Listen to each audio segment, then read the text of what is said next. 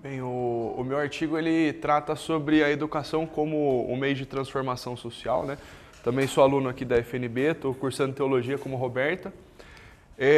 O que eu apresentei para o Vinícius como a proposta, né, inicial, a gente acabou conversando na nossa primeira reunião e acabou sendo alterado um pouco para as contribuições sociais que John Wesley e a Igreja do Nazareno puderam trazer no cenário educacional.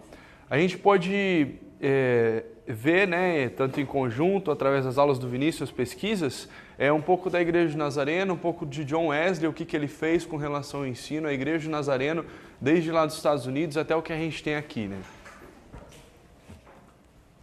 John Wesley, ele nasceu na Inglaterra em 1703, né, ele lutou em favor daqueles que a sociedade desprezava, o que vai incluir os desprezados pela sociedade, que a gente pode colocar as pessoas menos favorecidas, os pobres, as pessoas com uma condição financeira menos elevada ali, né, uma pessoa que a gente pode ver com os relatos nos livros, né, que aquele era um momento de pobreza extrema, onde pessoas iam até a beira do porto para pegar peixe podre e comer, faziam sopas de ossos, é algo que a gente não vê hoje, porque a Revolução Industrial acabou acontecendo depois e hoje a gente tem uma facilidade para alimento e com as nossas cidades é uma outra realidade que nós temos hoje. Parece estranho, a primeiro momento, imaginar as pessoas fazendo uma sopa de ossos para comer, mas é uma realidade que acontecia naquele momento. As convicções que mais me chamaram a atenção foram a santidade, né, que é o clássico dele, e uma frase que eu acabei encontrando foi que ele afirmava que o metodista tinha que ganhar o máximo que ele pudesse, economizar o máximo que pudesse e doar o máximo que pudesse. John Wesley, ele recebia, né, em certo momento da vida dele, 4 vezes o que ele necessitava para sobreviver, e ele doava essas 3 partes a mais para aqueles que necessitavam. Ele dava parte do dinheiro dele, ele não só dizia o que fazer, mas ele era um exemplo nisso também. A Igreja do Nazareno, ela foi fundada em 1908, ela já tinha havido uma primeira união antes, houve a terceira união ali em 1908, né, e seu principal fundador dessas uniões foi o Phineas Bresee.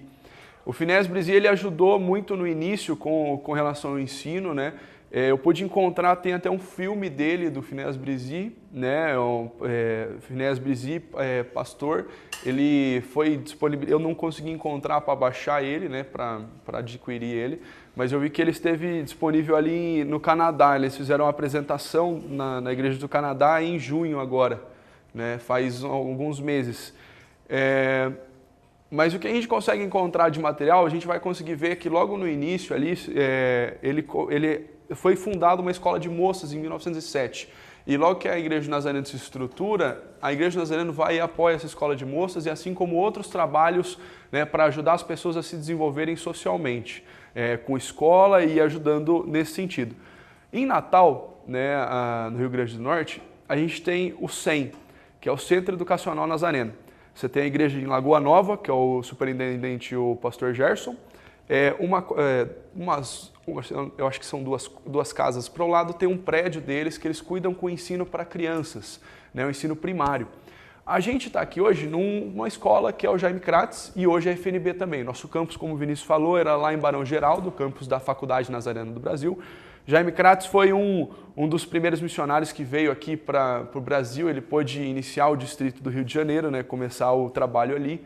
E a Igreja do Nazareno, nos Estados Unidos, ela tem diversas faculdades. No Brasil, a gente só tem hoje a FNB. Né? A gente tem diversos polos do seminário hoje, que é a formação para ministros aqui da nossa denominação. E ela tem um trabalho educacional desde o seu início.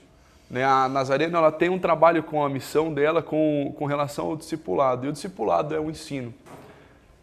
Eu pude ver também, mais pro final do artigo, né, a parte da educação e olhar assim, o que estava acontecendo, o que levou as pessoas à educação e como que é gerada a transformação social através do ensino. Com as pesquisas eu encontrei um pouco sobre o que o Robert Reich fez. Né, ele pôde mostrar o ensino através da Escola Bíblica Dominical. Essa Escola Bíblica Dominical começou em 1780, desculpa. Na Inglaterra, e depois de pouco tempo ela chegou a alguns países. Né? Ela teve um estouro, assim, né? Chegando a ter 1,5 milhão, se não me engano, de crianças envolvidas nesse projeto. Acho que foram 3 ou 7 anos, desculpa, eu não me recordo. Mas ela avançou e a primeiro momento o Rykes ele pagou para uma mulher dar aula para as crianças no domingo, porque havia uma necessidade no lugar dele de que as crianças não ficassem ociosas no domingo, né? As crianças trabalhavam de segunda a sexta em moinhos, em outras atividades, mas no domingo elas ficavam ociosas e acabavam fazendo baderna, coisas de criança, mas que na época não estava sendo visto com tão bons olhos, né? E ele começou um trabalho onde as crianças aprendiam a ler a Bíblia, né, e a escrever com relação à Bíblia. O Wesley, com 5 anos, ele já começou com a mãe dele ensinando a ler a Bíblia, né, ele já começou a aprender a ler e escrever com 5 anos.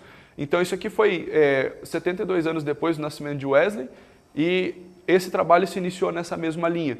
Ele conseguiu levar o ensino bíblico e secular e transformar a geração onde ele estava inserido. Se a gente for analisar, ele começa a escola bíblica com a questão da Bíblia, ensinando para as crianças, trazendo o caráter moral para elas. Pouco tempo depois, essa escola bíblica passa para a direção de uma outra mulher, onde ela começa a trabalhar matemática, ela começa a trabalhar a língua ali com eles, e depois de um tempo, essa escola bíblica se torna o que a gente conhece hoje como a escola bíblica de estudo teológico, né? A escola bíblica que a gente tem nos domingos e outras igrejas acabam sendo em outros momentos. Mas o início se deu aqui. E existe uma necessidade de transformação na nossa sociedade, né? E muitas vezes nós cristãos nós não conseguimos resolver ela, nós não conseguimos dar o olhar que é necessário, nós não conseguimos dar o apoio e o suporte, né? Hoje a gente tem um curso aqui de teologia, que é um curso mais forte, né, com relação à parte acadêmica, para você se formar e é visando você ir para o mestrado, visando você ir para um doutorado, mas mesmo dentro do nosso curso, poucas pessoas têm interesse em se aprofundar para fazer uma graduação depois e continuar na área de ensino, que são as pessoas que todos podem fazer a diferença, mas quanto mais a gente se capacitar, mais influência a gente tende a ter, né? E as oportunidades que a gente vai ter, seja no ensino superior, seja na igreja local ou no seu bairro, assim como o Wesley pôde influenciar as pessoas, o Wesley a gente não encontra uma teologia sistemática dele, mas a gente encontra que ele fez um livro que era Física Elementar para ajudar as pessoas, que era no quesito para dar acesso aos pobres, os necessitados que não tinham tanto conhecimento. A gente vê o Rykes aqui que trabalhou com as pessoas, com as crianças, né? Aqueles que não tinham conhecimento e que muito provavelmente ficariam num lugar só e não teriam nenhuma projeção futura. A gente vê a Igreja do Nazareno trabalhando aqui, por exemplo, aqui no lugar que a gente está, desde os 5, 6 anos de idade, 7 anos com o ensino primário ali, até o ensino médio que a gente tem e até o ensino superior. Então, há uma necessidade dos cristãos hoje se envolverem com a capacitação de pessoas. É um método que a gente pode usar para evangelizar, para mostrar o amor para as pessoas, mostrar que há uma possibilidade dela mudar a vida dela, não só espiritualmente, mas também a vida física dela, né? Toda a questão social. Eu queria agradecer a vocês, né? E esse material vai estar sendo divulgado no final do ano, né? Na revista, tanto o meu quanto o da Roberta. Obrigado.